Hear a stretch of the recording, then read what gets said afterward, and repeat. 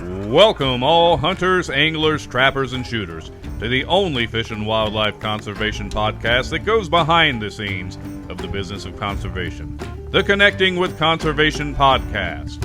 Our podcast is hosted by John Gassett from the Wildlife Management Institute and Jim Cucaruto of the Outdoor Stewards of Conservation Foundation.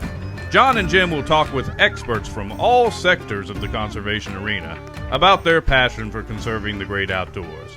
So please welcome our hosts of the Connecting with Conservation podcast, Jon and Jim.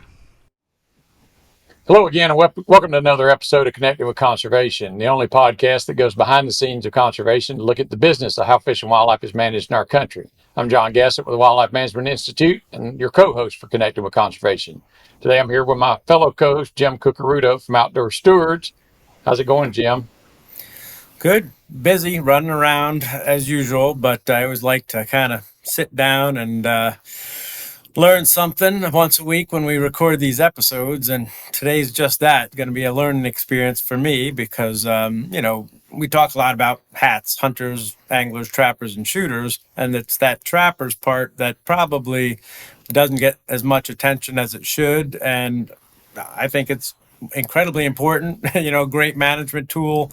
I really don't know how to communicate about it because I'm not well versed in trapping. But today, through the wonders of social media, as I unfortunately was, spending too much time on Instagram, the algorithm did me a favor and brought me to the feed of this New England Naturals, and I sent a message through there and super excited to have Jake on to talk to us a little bit about trapping. So welcome, Jake. Thanks for coming. And why don't you give us a little bit of your background? Yeah, thanks for having me, guys, and appreciate you being willing to talk about trapping. As you mentioned, it's a really important piece of the hats, or it's an important component of hats, and it doesn't get as much attention often as it should. So yeah, my name is Jake DeBow. My wife Riley DeBow and myself run New England Naturals. It's kind of a two-part business. One side of it is making fur products. So we have a furrier shop. You'll see these coyotes hanging behind me, getting ready to be made into mittens, hats, blankets, whatever it may be. But then also there's a social media aspect where we do education advocacy for trapping and hunting, but mostly it comes down to trapping.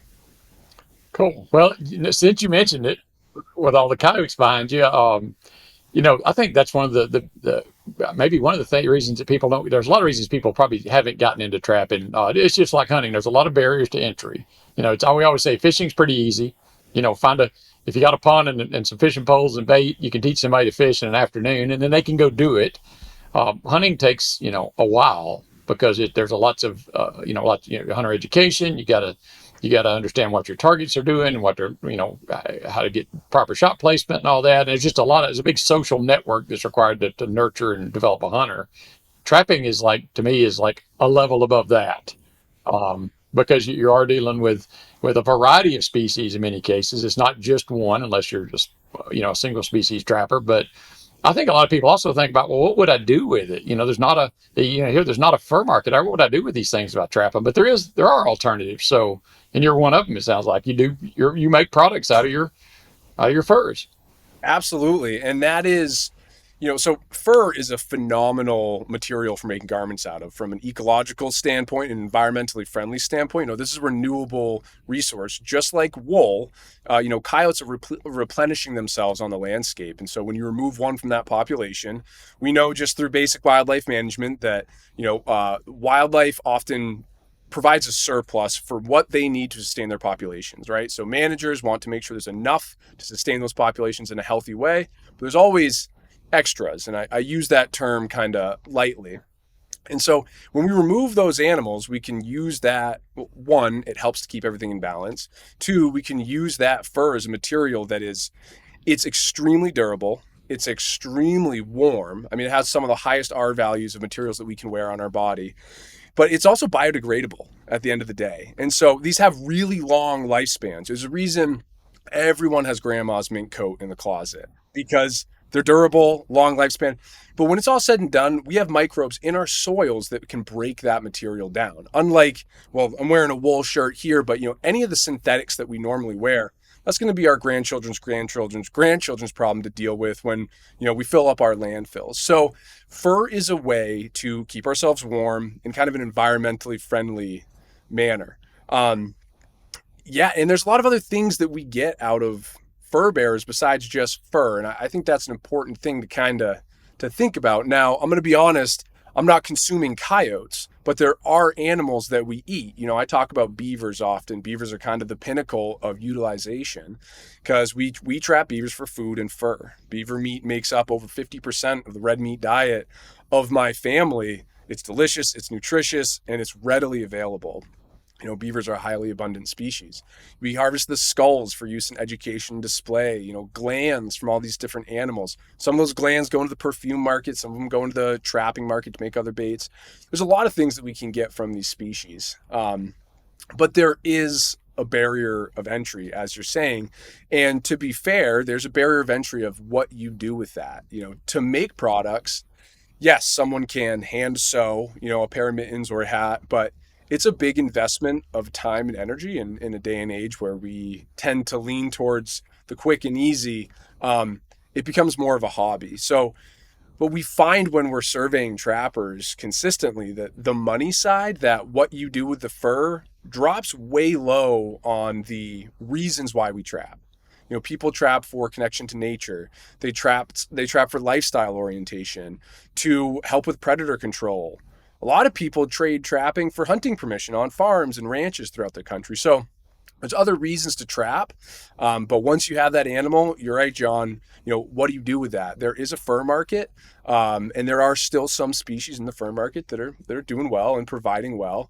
But yeah, other than that, you can make hats, you can make mittens, you can make, jackets and stuff that your grandchildren are going to have to use, but again, it's environmentally friendly. Yeah, and I would say most cases people who do this are not like you in that they're turnkey operation. And I do this frequently. The animals I trap, if I want them tanned, I send them off to a tannery to have them tanned. I can have the same tannery will fashion them into garments. I give them the specifications, and they do that. But it's not a difficult process, and it's not terribly expensive for the products you're getting back. You're getting like you say, you get high quality products. Yeah. And there are some places in the country and in the world where you need fur. Like it's so cold that synthetics just don't cut it. And so there is, a lot of times you'll hear people say something to the tune of, it's not the 1800s anymore. We don't need to use animal products. Well, there is nothing else created that is as warm as these animal products. Coyotes, wolves, wolverine, they have a really low icing value or high icing value. They don't ice up, whichever side that is. So, for use in roughs on parkas, it's really important. You put a synthetic material around your face, it's going to ice up, it's going to freeze your face. That's dangerous in really cold environments. Whereas, again, coyotes, wolves, wolverines, they just don't do that. That moisture wicks off them. So there is a need for it. And to your point, it's relatively inexpensive when you think about the grand scheme of things. But the barrier of entries that I see with trapping, Trapper Ed, that's usually a state-run course. We recommend everyone goes to it, even if it's not a requirement in your state. You're going to learn so much. Picking a species, there's some barrier of entry into the equipment for that, how to capture that animal. You got to learn each one of those animals. Then there's the fur handling. And I think that that's the piece where the barrier of entry starts to kind of get bigger. And as a community, we need to come together and come up with creative ideas. And there are places that are doing this and are doing really good. The state of Maine has a phenomenal program for helping to teach people how to handle fur. But when you're hunting, you can harvest a deer and you can take it right to the butcher and then it comes back packaged for you. Nothing wrong with that. That's an option. There's not a lot of places that you can take a beaver and get a packaged beaver meat and a pelt back from. So it's a process that can be messy. It can be, laborious. Putting up beavers is a lot of work, as I'm sure you know, John. But there's a satisfaction in it that really can't be met. And so I'd encourage people to find a mentor and work through some of those things. Ask a lot of questions. There is more and more information available on social media, but finding a mentor to help break down those barriers of entry is key. Right.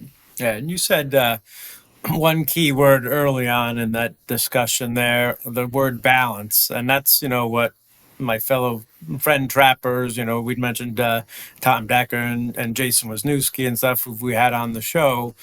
Balance is a key word as a duck hunter, right? I want to see a lot of ducks out there, but if there's too many nest raiders out there, then we're not going to have as many ducks. And if that goes for all types of birds and stuff. So talk a little bit about, trapping as a management tool to maintain healthy wildlife balances. Yeah. So wildlife managers need trapping. The state of Massachusetts is a perfect example of what happens when wildlife managers have tools removed from them. So in the state of Massachusetts, they outlawed the ability to use certain traps, the most popular traps, body grips and footholds on beavers. And I don't know the exact numbers, so I won't speak to them, but the population got out of hand within a matter of a decade, to the point now where it's costing municipalities, state governments, and landowners a lot of money to deal with these beavers. We have animals that reproduce, specifically rodents like beavers, at a really high rate. And so without the ability to remove some of those individuals from the landscape, they can get out of control of wildlife managers. All departments across the United States, if they've done any research on fur bearers, they've used trapping. You have to live capture an animal. You have to, whether you're fixing a radio collar or taking biological data, whatever it may be, you need to handle that animal and be able to release it in a healthy condition where the capture event doesn't impact the health and the future of that animal. So they need trappers, they need trapping, they need trappers, and they need the tools that trappers use to capture these animals.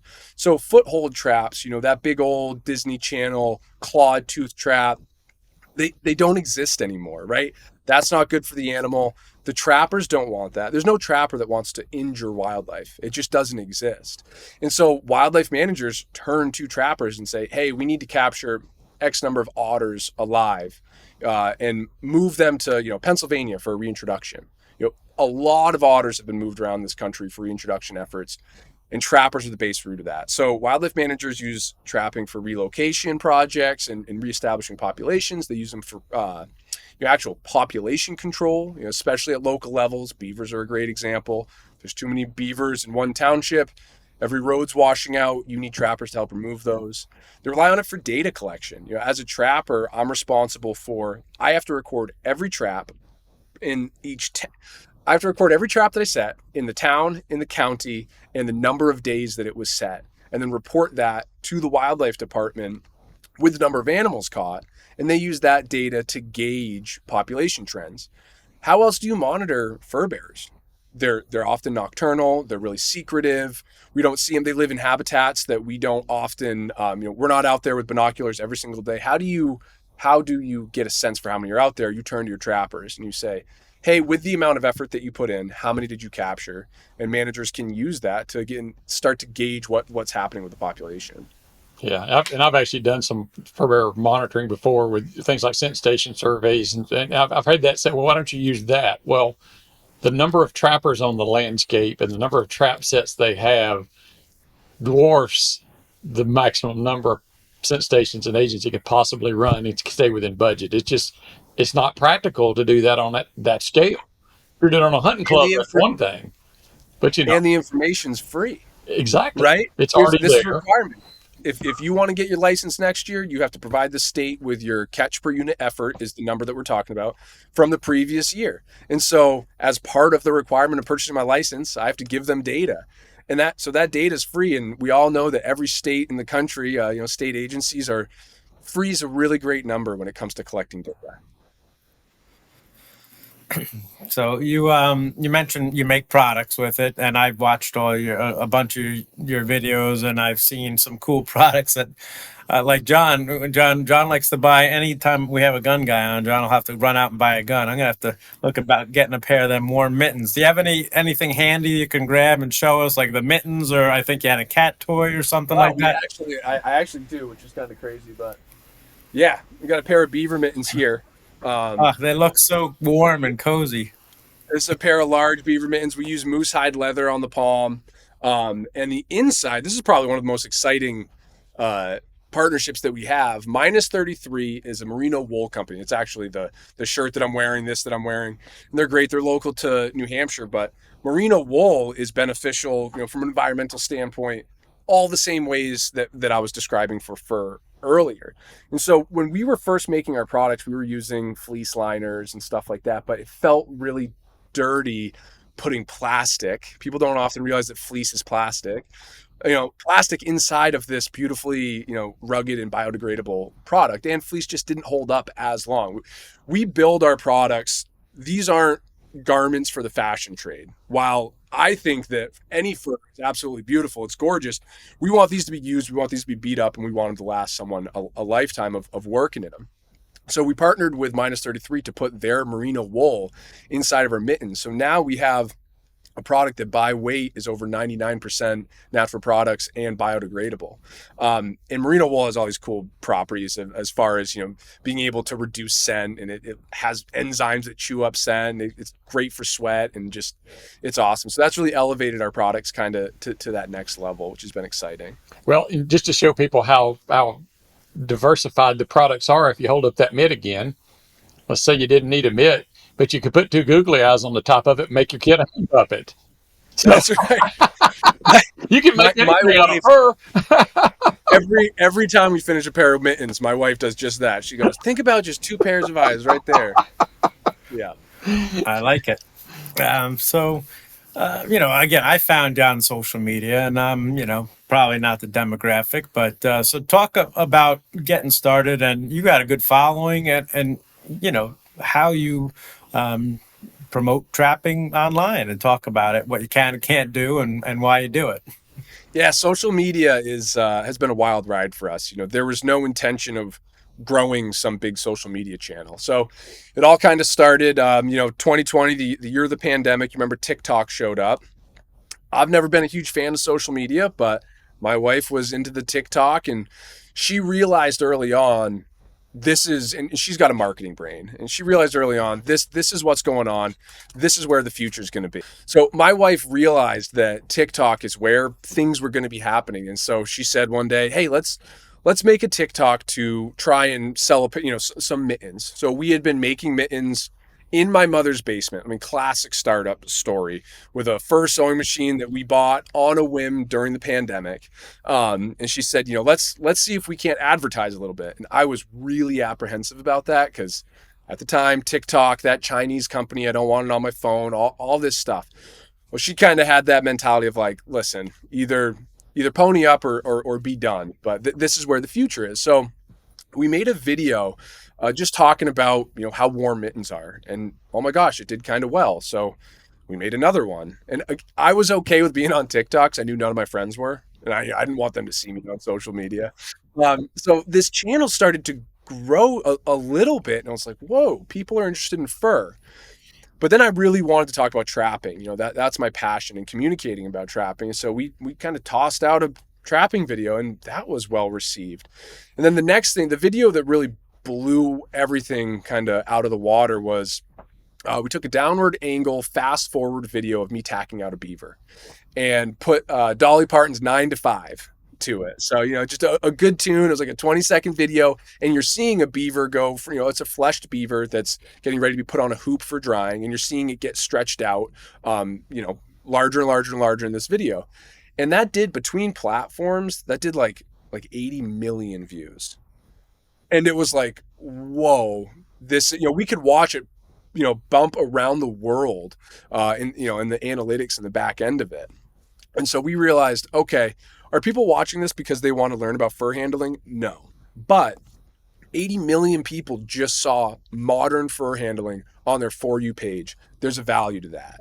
And it was a light bulb of like, okay, if we can make social media, if we can make content that is engaging, that people are interested in, and that has an aspect of this education advocacy in it, even if it's in, the like little text that pops up on a video that's meant to catch someone's attention, but the text is like, trapping is a sustainable way of managing wildlife.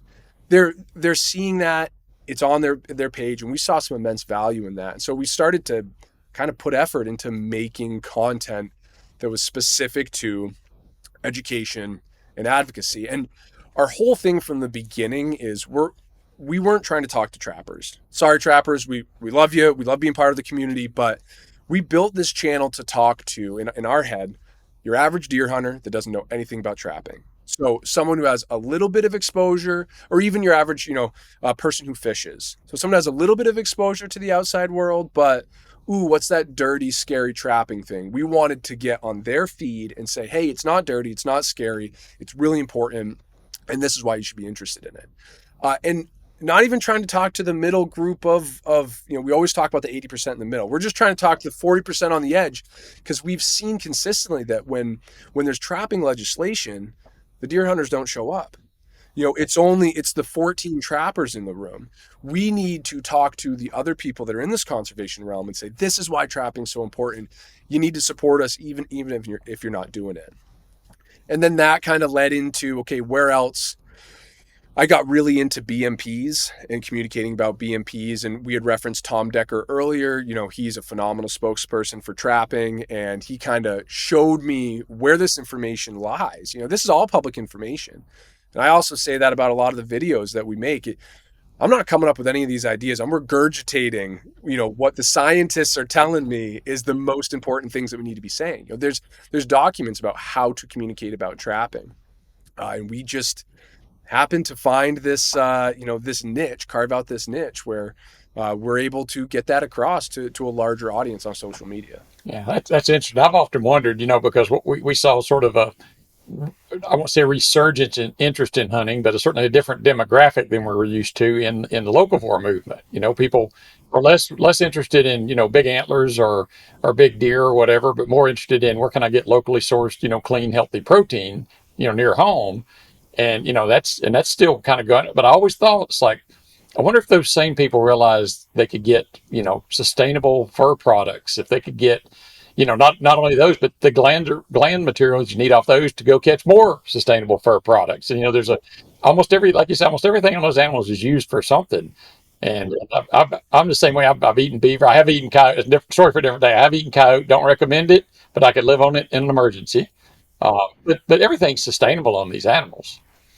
Absolutely. And I'll add to that the concept of waste.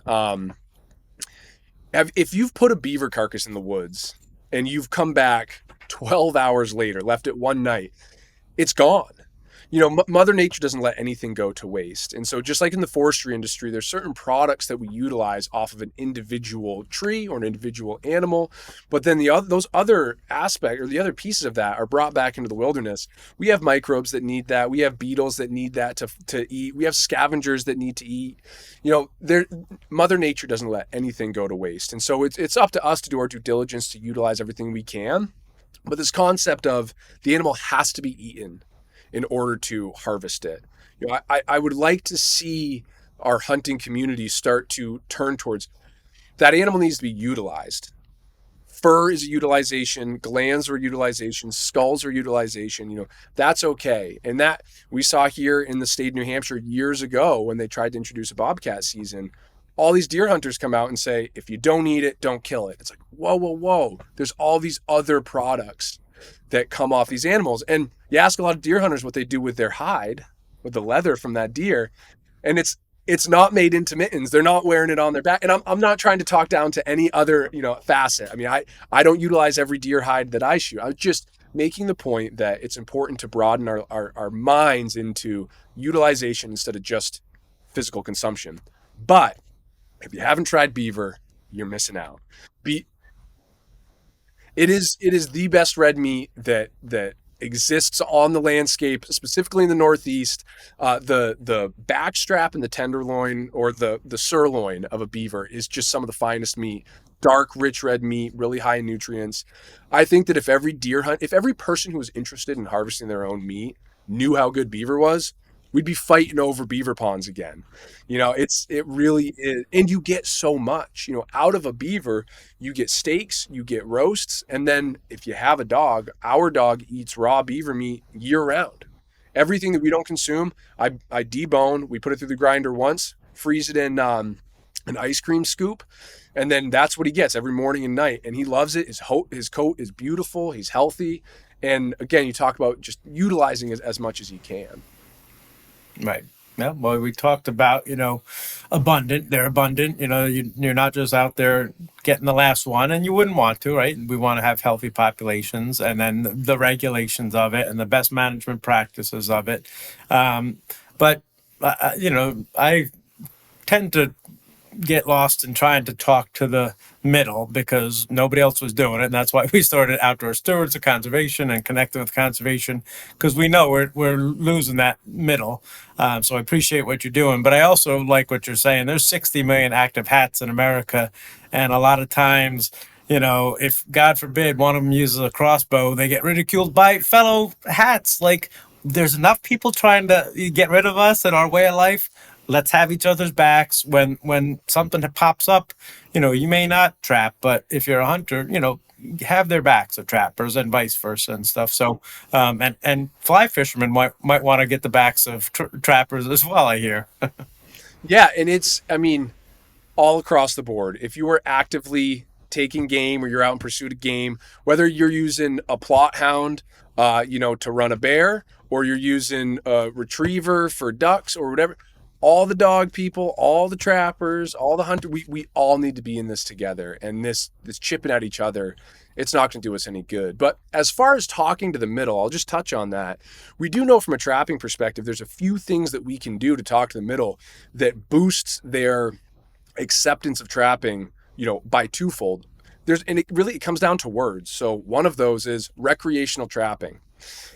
It's like 17% of people are support recreational trapping. Regulated trapping, it bumps up to like 47%. So just by starting to change some of our words, and being honest about what we're doing and talking about where those animals are utilized, it goes a long way. But at the end of the day, it's a sustainable practice. There's many, many benefits. Wildlife managers need them. And we know that trapping does not negatively impact wildlife populations. That's a big one. Trapping does not negatively increase wildlife populations.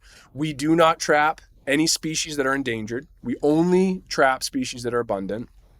And, there's all these BMPs and all this research to ensure that the animal welfare of this activity is very high. So just kind of getting some of those points in when you get to be in these conversations is really important. And as a community, starting to change some of our language, for describing the activity as well. Yeah, so that can't be overstated. I think that demonstrating that it's sustainable, demonstrating that it's productive and practical, it makes good sense. And we lose that battle, I think, especially with trapping, because for every one video they see of somebody doing something the right way, you've got one of the anti-groups putting 10 out there that show you, in many cases, simulated conditions that aren't real. They look horrible, but that's what they want. That's their impact that they're looking for. So, I was thinking about all the people watching your beaver, stretching video, and it's like, if as long as they see people doing that and they're making something productive out of it and it's useful, then they're okay with it. They don't. The other things that they hear about, a lot of cases, don't even happen, or if they do, they're bad actors and they need to go away. I used to do the same thing. I taught a techniques class at Georgia, and even in a wildlife program, roughly half these are junior, senior undergrads, didn't really like trapping. They didn't like traps. And one of my demonstrations, and I'm going to date myself here because, we used to have number 1, 1.5, 2s and all that. Now trap numbers have changed and there's no consistency, but I used to put my hand in a number 2 long spring foothold trap. Not a padded jaw, not an offset jaw, just a regular old trap. And does it sting a little bit? Yeah. Does it break my bones in my finger? No. Does it cut the skin? No. And once they saw that, look, this is not a tool. You're not trying to hurt the animal. You're trying to detain the animal long enough till you can come and assess it and whether it's one you're going to take or release. So, but until they saw that, their immediate, perception was this is bad. Right. So as speaking demonstrations, I'll often take a cage trap and I'll take a foothold and I'll say, what do these two things have in common? And, or which one of these is safer for wildlife? Everyone points to the cage trap because there's this perception about, removing the animal in this cage. I say, no, these are both live restraining devices. And both of these are designed to restrain certain animals in certain ways. In a cage trap, that whole animal's got to be inside. There are some animals that just don't do well inside a cage. Like otters, they hurt themselves when they're in cages. When they're in a foothold and you can live capture them, they have places where their energy can get out, and it's much more humane. So there are certain traps that are better for certain species, but at the end of the day, these are both live restraining devices. When you show up, you can make the decision as to whether this is an animal you want to harvest or an animal you want to let go. And if you want to let it go, you can release it in a manner where it's not damaged. It's not going to have negative effects to its daily life following that capture event. Yeah, and I would add to that, and I use both terms interchangeably, but I know one's sort of out of vogue, but snares and cable restraints, they're not people, their imagination, and have never seen or used one, is horrible. And in fact, they're extremely humane. I mean, if you catch if somebody's pet dog or cat or what, I mean, they're easy to release. It's easy on the animal. Now, can you set them up where they're lethal? Of course you can. But if you know what you're doing, you set them in the right places in the right situation. Your dog's basically sitting there on a leash waiting for you to come unclip it and let it go. And cables have the highest BMP standards, the highest animal welfare standards. BMPs are set through 5 different processes, and cables have the highest BMP standard on all of those processes. So, but the snare, right? And that comes back to that terminology. A snare, oh my goodness, a cable restraint. Oh, that animal's being restrained. Right.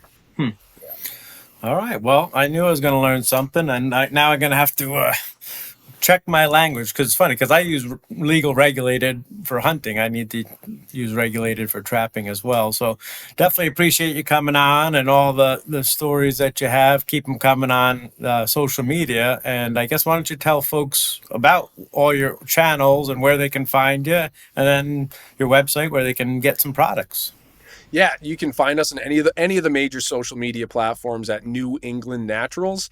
And then we have a website where we do sell fur products, and that's newenglandnaturals.net. So if you just search New England Naturals online at this point, you'll probably run into us. Cool. Well, Jake, I got one question before I let you go and wrap the show up. Because I have one too, and we'll compare notes real quick. What's the animal you least like to have to release from a trap alive? Which is? Probably skunks, for obvious reasons. Raccoons can be real gnarly as well, but I'm curious what yours is. Broader. Yeah, they're like a serpent. They're little chainsaws, and you're gonna lose a finger if you're not careful. Yeah, I do nuisance trapping, and I literally catch hundreds of skunks a year. And until this past month, I've never had one spray any of my folks. Had one that was a little irritated, and the trap was uncovered, and he went to cover the trap and caught a glancing blow, let's say. But yeah, well, there's always an exception to the rule, right? Yeah. But river otters to me have always. I always said you can always spot river otter trappers. They're the ones that don't have 10 fingers. That's right. So, well, Jake, appreciate you coming on. Appreciate all you do for trapping. It's near and dear to me. I always say the trappers are the best naturals out there, because your deer hunter's trying to take a deer in a square mile and make him get it within 100 to 150 yards. Trapper's trying to take an animal in a square mile and make him put his foot in a 3-inch circle. And that's a different game altogether. So appreciate you doing what you do, and keep on spreading the good word about trapping. To our audience, thanks for listening. Hope you've enjoyed this one.